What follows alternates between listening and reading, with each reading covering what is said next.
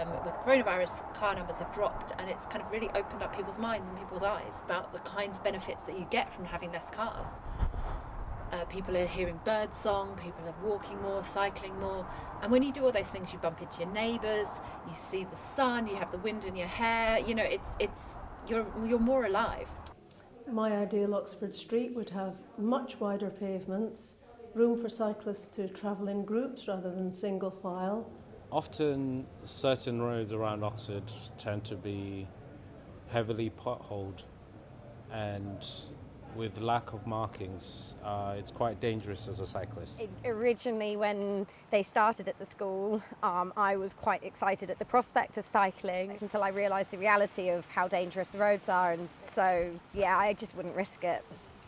What I would love is to just be able to feel free to go along on a segregated cycle route all the way into town and then out to other parts of the city on absolutely lovely, proper, dedicated, segregated cycle routes. Like, there's just got to be something done about the congestion. I think that's like the main thing, really. I'd like to be able to hear the sound of the birds and the breeze in the trees on St Giles, and I'd like to be able to breathe. I'm always holding my breath because of the smell of traffic fumes.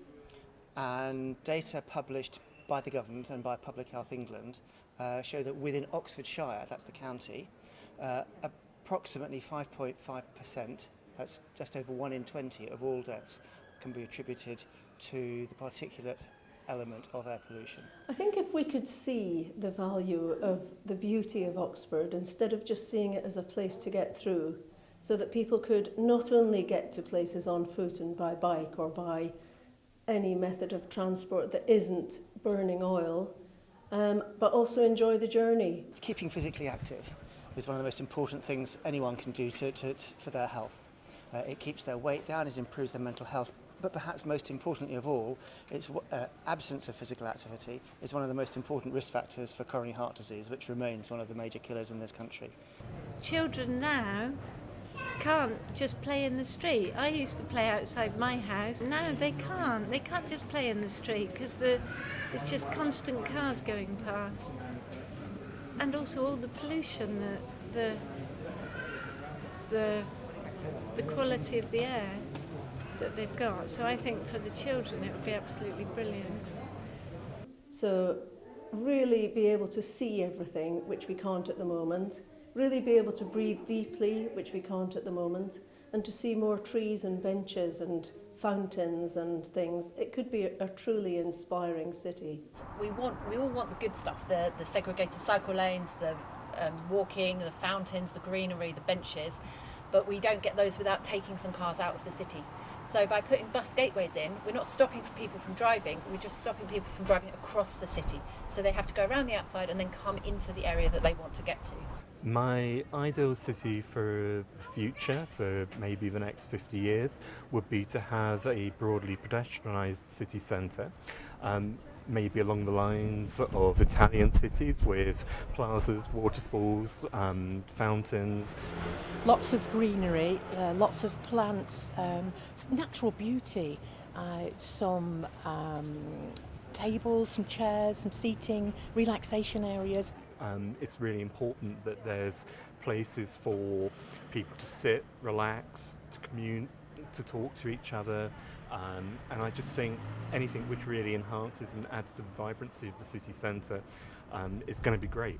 I think it would attract a lot more tourists. The space for them to just walk along the streets without the noise, without the traffic, a safer place to be honest, you know. And here, Broad Street, it's the jewel in the crown. It's just an amazing space, and we could do a lot better with it, and I hope we do a lot better with it. Well, I'm afraid we have no choice. We have really no choice. We've got to change. Just like we have always done it. I mean, people forget how much we have changed. Just like the way we couldn't walk all the way to India. I had to take an aeroplane. That's a change. Change is an important part. Similarly, we have to change things like we cannot come by car anymore.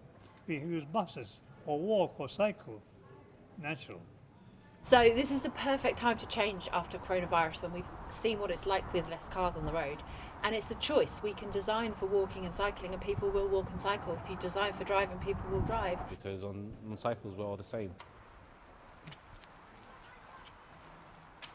literally does mean longer life expectancy with less air pollution, and I would rather have a longer life expectancy for myself and my children than have more opportunity to drive into the centre to go shopping. I don't know if my grandkids will be here in 100 years, but I hope if they come visit they can at least get a bike and see where I went. I might love shopping, but I don't love shopping as much as I love life. You hear this, kids?